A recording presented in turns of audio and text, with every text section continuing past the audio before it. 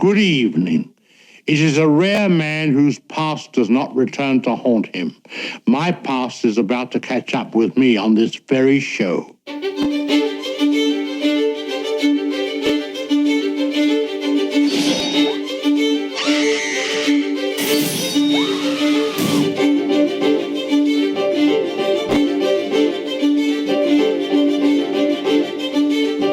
Films beget films. Filmmakers influence other filmmakers constantly, but the most influential filmmaker of all time is Alfred Hitchcock.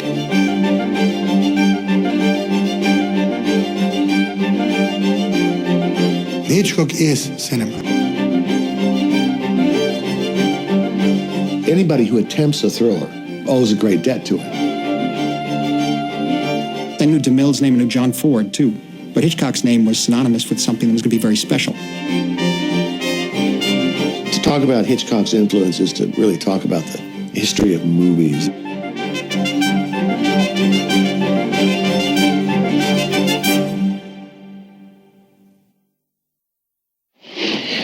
Want to hear one of my ideas for a perfect murder? In 1951, when I was 10 years old, I went to the local theater and saw Strangers on a Train. Pick 'em up. Bang, bang. The audience reaction was like a communal roller coaster. When you watch something like that, it doesn't matter what you know or don't know about the person who made it, you know that you're watching something unique that just grabs you by the collar and never lets go until it's over.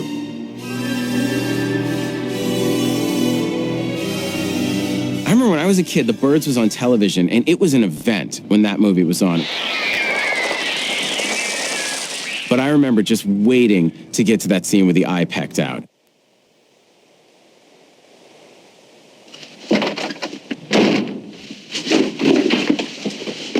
At the time, we had this parrot, you know, and I was kind of watching this film, and I was literally about 5 or 6, and I'm like, looking over my shoulder at this parrot in the cage, you know. My first Hitchcock film memory would be back in the 50s, probably Rear Window. Well, it's probably nothing important at all. It's just a little neighborhood murder, that's all.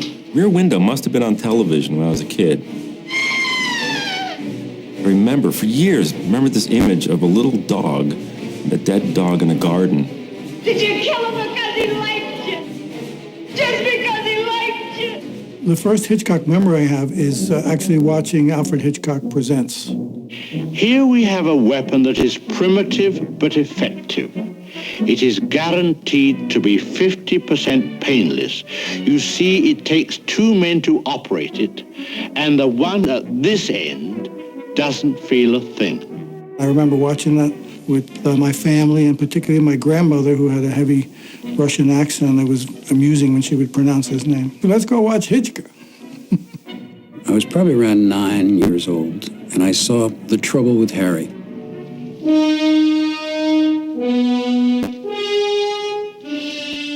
I really became fascinated with this morbid sense of humor. The first Hitchcock experience that I had was seeing Vertigo when it first came out in 1958, when I would have been about 14, 15 years old. I remember to this day that the movie starts and the first thing you see after the credits is this horizontal line going across the screen. And I thought, what is that? And then a hand appears. And then the camera pulls back and you see that it was a rung on a ladder. I'd never seen a movie before where the first shot of it, you didn't know what it was. The music just knocked me out of my chair.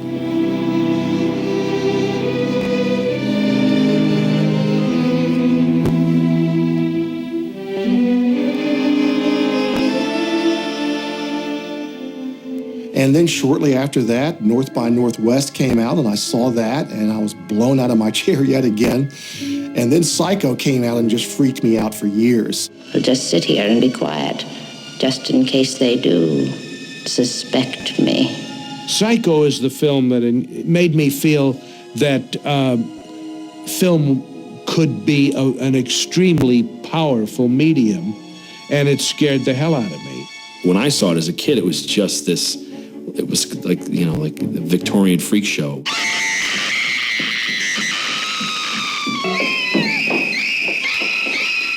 I think it was the first time that I was really cognizant of the fact that I was being manipulated.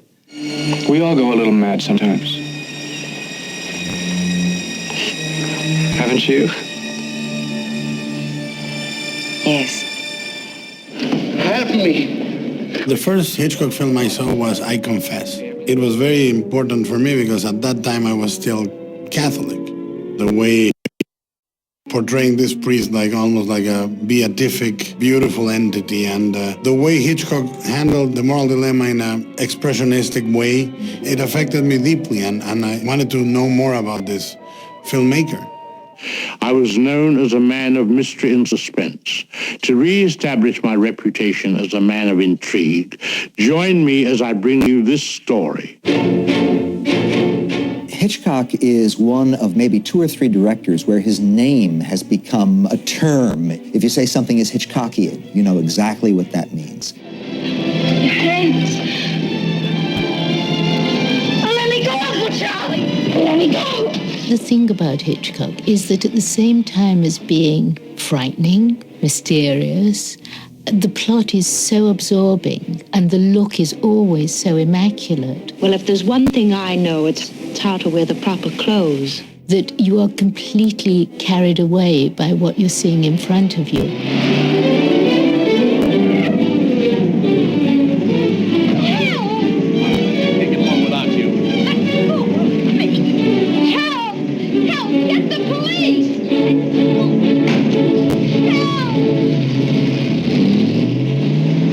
They must be terribly in love.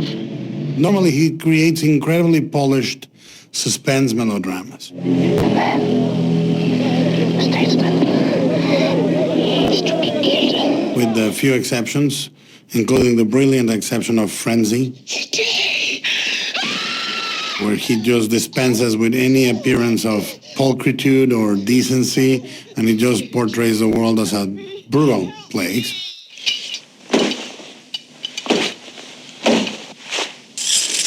You knew when you went into a Hitchcock film that you were going to be entertained. You might be scared. On a few occasions, you might be horrified. You're going to have a lot of laughs because he was a master of humor as well. Just where do you suppose he cut her up? Of course, the bathtub. That's the only place where he could have washed away the blood. Nothing is happenstance in a Hitchcock film. You don't just throw handheld cameras on your shoulder and let it rip. It's all very, very specific.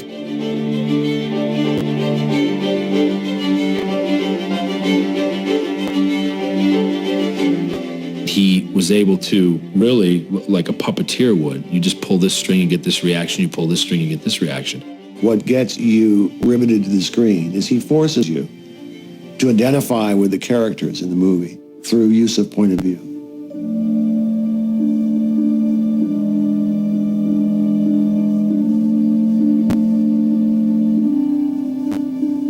I think he's certainly one of the great directors of all time, and did something really hard to do, which made for a distinctive style that is hard to copy. People try to do Hitchcockian things. It's very hard. There's something distinctive about his personality, this quirky, dark sense of humor with a sense of romance and a sense of just devious, dark view of humanity, and you put it together into something pretty unique.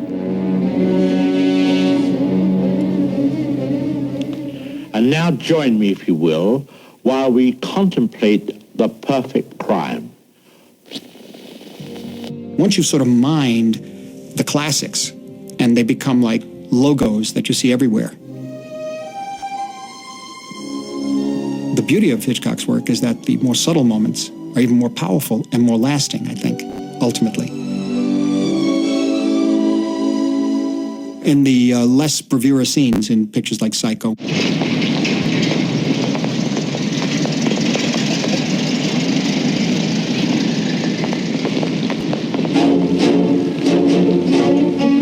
Psycho, you have 2 or 3 very strong bravura moments, which, of course, the shower scene, the killing of Martin Balsam, the shocking ending. But the sequences that continually give me inspiration are the sequences in which she's driving. Heck, officer, that was the first time I ever saw the customer high pressure the salesman. Somebody chasing her? The camera's very, very dead center on her. It's very precise. And when you see her point of view, it's dead center. It isn't slightly off. That's a big difference. These are very specific shots, and they exist almost in an abstract way. You know, here it's stripped down black and white. It's like a dream, and yet you're still awake. And you know with that music, too, that something terrible is going to happen to her. But it can't because she's the lead of the film. Come on, she stole $40,000. I mean, she's on the lam, you know, she's running away. That's the plot of the picture. Let's see what happens. So I was one of the ones who bought that completely. We were up there that night at the Mayfair Theater, it was called. And that was one of the first films I ever saw that they said, please do not reveal the ending. We were yelling at people as they were coming out of the theater saying, what happens? Oh, yeah. So don't ask him, don't ask him. And people, no, we're not saying. We're all laughing and running. It was like a circus. A circus. Good evening, ladies and gentlemen, and good evening to the rest of you as well. We've ceased being particular. How do you know what the world is like? Do you know the world is a foul sty? Do you know if you ripped the fronts off houses, you'd find swine? The world's a hell. What does it matter what happens in it? Wake up, Charlie. Use your wits. Learn something. Hitchcock worked in Germany for a while. He saw what the German expressionist filmmakers were doing with shadows and ominous kinds of effects. So he put together these and many more influences that came to him, started using them in ways that nobody had ever used them before. Now his influence has gone out to other filmmakers all over the world. Try to name a thriller that isn't in some way, shape, or form associated with Hitchcock. The nomenclature of that, I think he really introduced into modern cinema. That didn't exist prior to him being here. I borrow from Hitchcock. Everybody borrows from Hitchcock. But there's nobody who carries the legacy of Hitchcock. Just as there's no one who carries the legacy of Howard Hawks or John Ford. These guys are artists who had a very particular point of view. They were expressing things personally in the form of a Hollywood movie.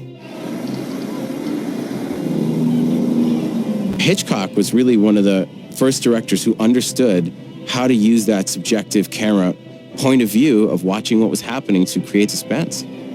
I love that. I mean, I'll definitely do that. Even before Josh is killed in Hostel, the whole opening shot where we don't know where we are, we don't know what this place is, it's all shot through a little hole in a bag and it's just sort of looking around the room and we're just getting little pieces of information as the character gets it. I mean, you can trace that going all the way back to Rear Window.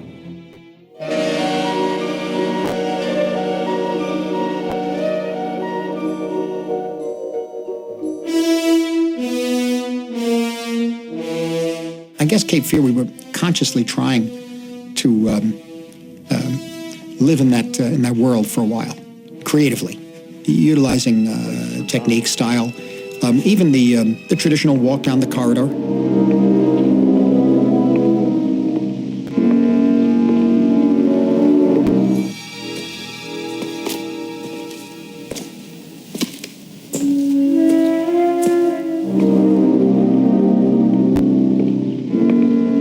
At the end of the corridor, you don't want the person to go in, but they do go into the room. And there's Uncle Max there, sitting on the stage, smoking a cigarette. Juliette Lewis goes down the aisle to the stage. Hi. Oops. Am I busted?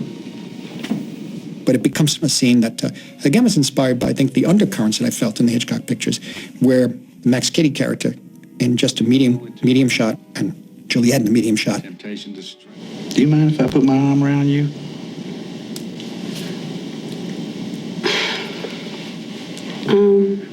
And it was an emotional and psychological violence that's that he does to her. But the camera doesn't move in those cases, and that has to do with certainly the quieter scenes in the Hitchcock pictures. There's no doubt about that. Charlie, I didn't mean to hurt you. I was just fooling. It was nothing. There's so much more than just quick cutting and shock moments in Hitchcock. A very good example of a Hitchcock type of film would be the Bourne films.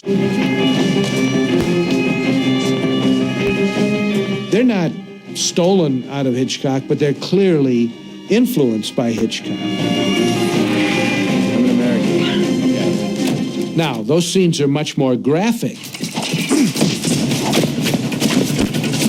than anything that Hitchcock ever did. But that's because you can do more graphic stuff today. He couldn't. He was limited by the ratings code. There are a lot of directors that draw directly from Alfred Hitchcock, and the one that comes to mind more than any other is Steven Spielberg. They had all this disastrous trouble with the mechanical shark. So all of a sudden, Spielberg was left with, okay, I've got to tell the story like Hitchcock would have, which is that you don't show the shark for most of the movie. You see the reactions of people to the shark, you see the shark towing things through the water, you see the blood, you see people being yanked underwater, but you never see the shark.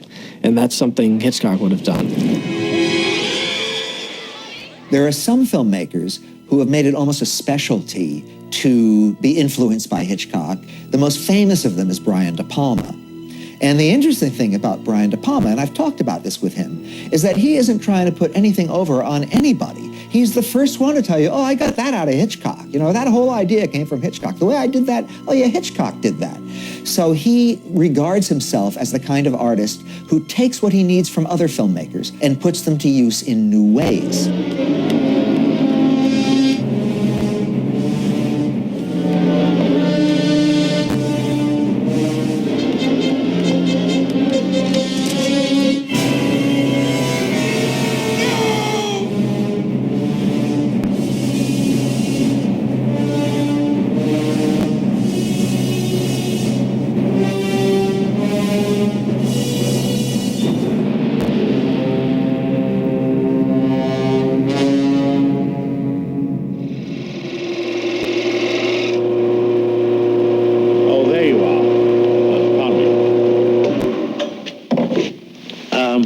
Good evening, fellow hobbyists.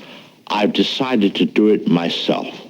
The thing about Hitchcock was that he was a master craftsman. You know, he knew all the tools, and he knew how to employ them to achieve the effects that he was after. The shot of Martin Balsam being murdered on the steps, where the camera seems to move down the stairs with him as he's struggling to maintain his balance. I used that in The Exorcist. There's a shot of, well, frankly, it's a shot of a character being grabbed by the scrotum by the young girl who is possessed, and he falls backwards screaming. And I attached the camera to him. I found out how Hitchcock did that effect. He attached the camera to Balsam, and that's what we did in The Exorcist. One of the things I loved about Hitchcock was that Hitchcock was really that first director that put his personality before the movie. I mean, it was Alfred Hitchcock's North by Northwest, even though Ernest Lehman, of course, wrote it, and, you know, of course, the novel and the script of Psycho, but it's Alfred Hitchcock's Psycho. You really feel his personality in all the movies. And I've always tried to do a little, like, on cameo in my films, in all my films, because of Hitchcock. And that's why every director does a cameo in their movies, because Hitchcock did it.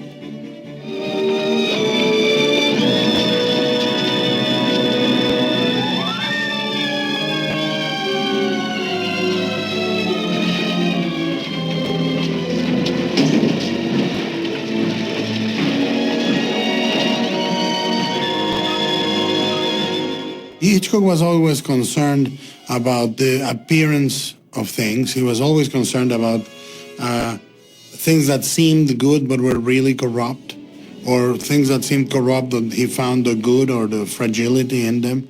I shared that fully with him. He was very interested in playing some sort of strange family drama, which I also have a big empathy with.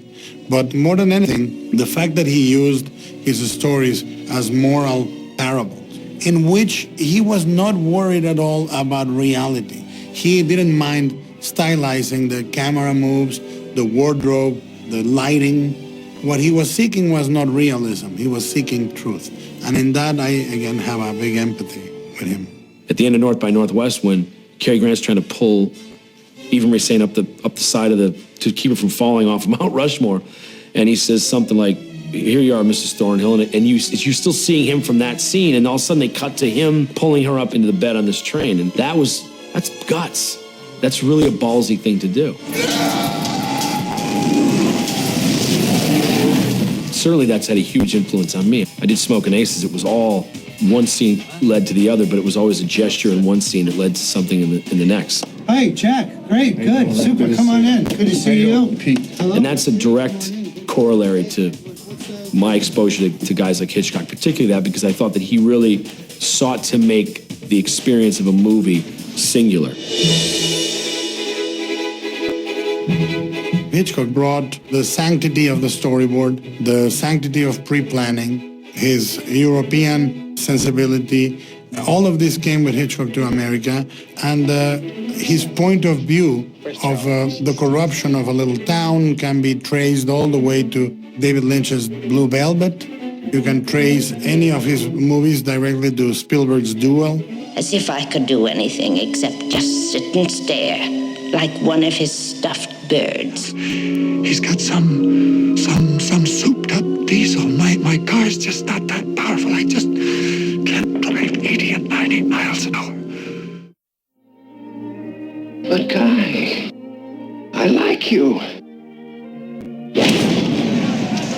In Raging Bull, I guess the boxing scenes have a lot to do with the action sequences in my mind. All of this editing and all of this camera movement that I've been exposed to for the past 25 years or 30 years came into play in those sequences, and Hitchcock had a lot to do with it, there's no doubt. Particularly in designing the scene where Sugar Ray Robinson, a third bout that they have, LaMotta's on the ropes, he looks up at him, and Sugar Ray comes in for the kill. And there's a kind of edited sequence of punishment that this character is taking. I based it on shot by shot from the shower scene of Psycho. And so I designed it correspondingly in a way. It corresponds, the glove corresponds to a knife. And so we shot it that way.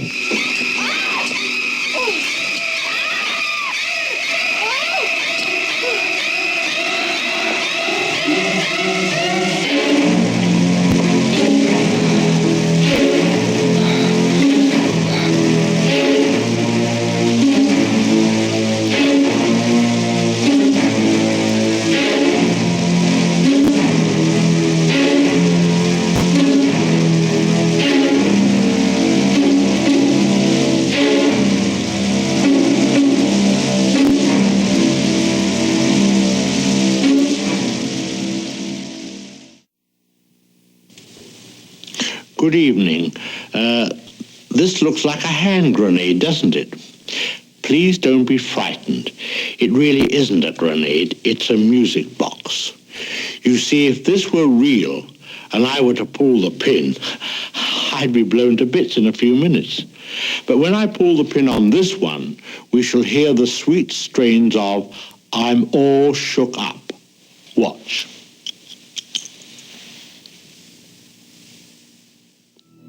In Psycho, you think for the first 35 minutes of the film that you're watching a story about a woman who has embezzled some money, and a half hour later she's dead and she's not in the movie anymore. He completely took away your stability by killing the star. And I literally used that in a film I made called To Live and Die in L.A. I had the star of the movie killed about 20 minutes before the end of the film. Hitchcock's work was a huge influence on me, not just in Cabin Fever, but in Hostel. In fact, I stole the protagonist switch from Psycho. Let's just take a guy, make him the main character, say this is our star, this is his story, then just kill him off halfway through. Now you're stuck in a strange country, you don't know the language, you don't know the people, there's the fear of the police, which Hitchcock had a real fear of police, that's certainly in there. We were going for a Hitchcockian style. And that's really, our nod to Hitchcock and Psycho and North by Northwest.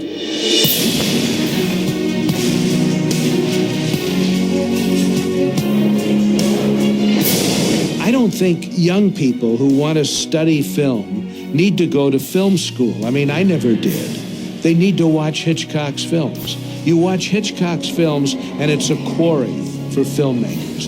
Hitchcock is an idea, like Dali is an idea, like Disney is an idea, like Spielberg is an idea. When you say that name, it evokes things that you think you know, and you may not even be able to put them in words, but it's a feeling. It's, people would say, a brand. I just think it's something more powerful than that. At any rate, we shall be back another time to explore further the dark alleyways of human behavior. Until then, good night.